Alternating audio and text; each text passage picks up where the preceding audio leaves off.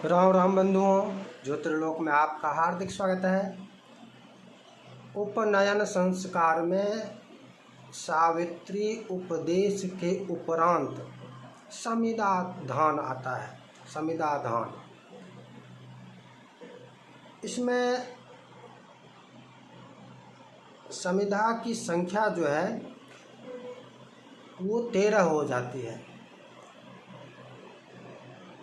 एक ही मंत्र जो है अग्नये समिध महार्षम, इस मंत्र से 3 बार हवन होता है।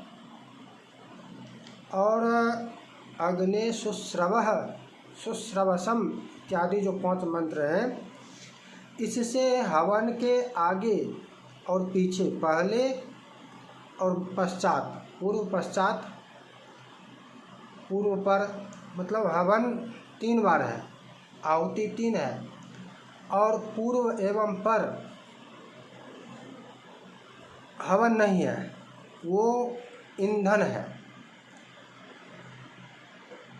हवन से पूर्व 5 मंत्र जो हैं, यही मंत्र दोबारा होंगे। अग्ने शुश्रवः शुश्रवम माकुरु, यह प्रथम है। और इसी प्रकार से यथा त्वमग्ने एव मागुं शुश्रवः, यथा त्वमग्ने देवानाम एव महम मनुष्यानाम, ये 5 मंत्र हैं। इससे पहले भी होता है और पीछे भी होता है।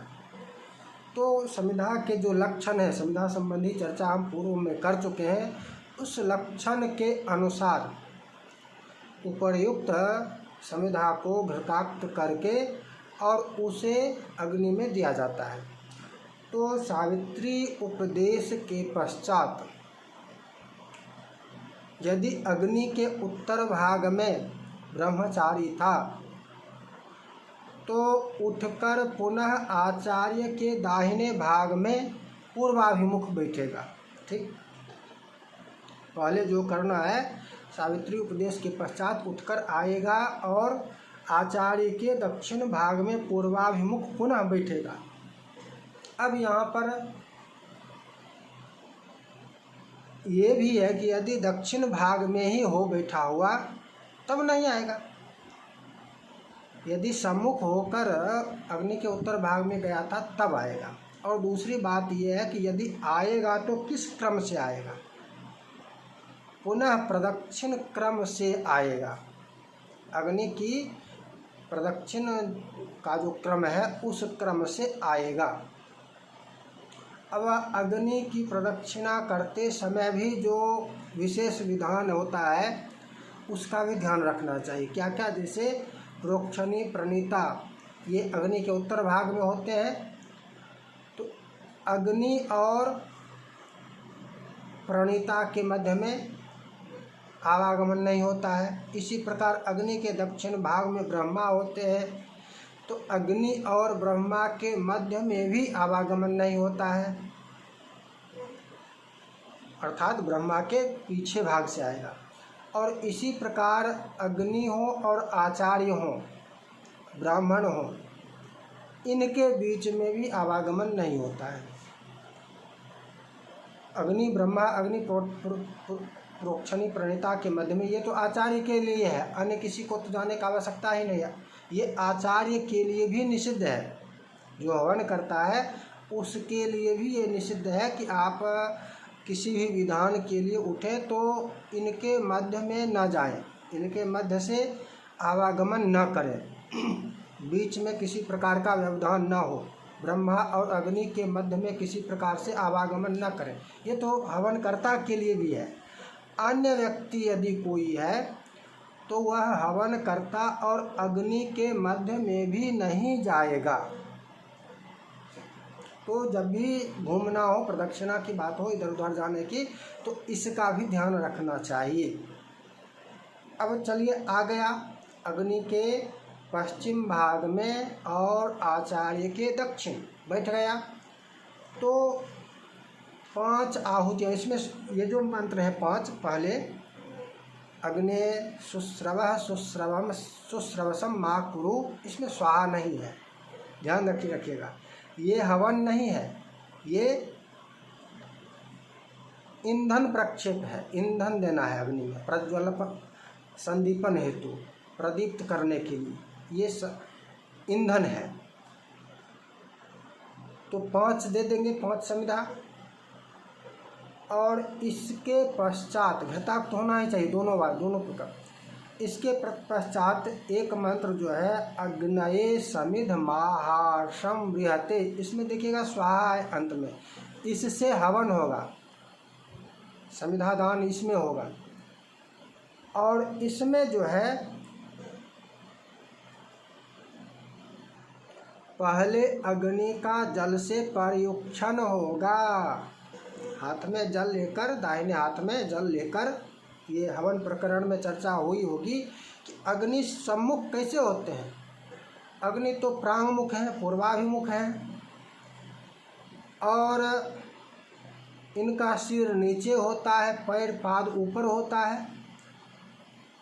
नहीं, अग्नि का यह स्वरूप है, सिर नीचे, मुख नीचे और पैर ऊपर, पूर्वाभिमुख, और हवन करता पश्चिम भाग में है। तो वो जो आहुति देगा वो कहाँ जाएगा? अग्नि के पैर पर पीछे भाग से जाएगा, मुख में तो नहीं जाएगा। कैसे जाएगा? अग्नि का मुख नीचे है, पैर ऊपर है, पूर्वाभिमुख है तो पृष्ठभाग में जाएगा। तो इसी में है कि अग्नि का जब प्रयुक्षण करते हैं तब अग्नि सम्मुख हो जाते हैं, तो प्रयुक्षण होगा। हवन विधान में भी है, ये आचार्य जिस समय हवन करते हैं उस समय हवन विधान में भी प्रयुक्षण है। अब हवन का विधान ही कोई नहीं जानते तो क्या करें? ये तो पृथक समस्या है ना। हवन की विधि का ही ज्ञान नहीं है कि कैसे क्या करते हैं, बस आग जला ली कर लिए, तो ये तो पृथक विषय है, अधिक उस पर विस्तार नहीं करेंगे अभी इस चर्चा में। तो प्रयुक्षण करें, ठीक। प्रयुक्षण करने के पश्चात एक ही मंत्र से 3 बार समिधा देना है, घृताक्त समिधा। उठकर, बैठकर नहीं। हवन जो है समिधा का, ये बैठकर नहीं, समिधा खड़ा होकर।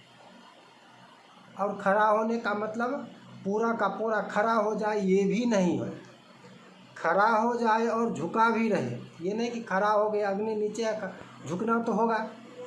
तो बैठा हुआ भी नहीं हो और खड़ा भी ऐसा नहीं हो कि पूर्ण रूप से खड़ा, झुका हुआ, उठा हुआ हो और झुका हुआ हो, बैठा हुआ भी नहीं हो।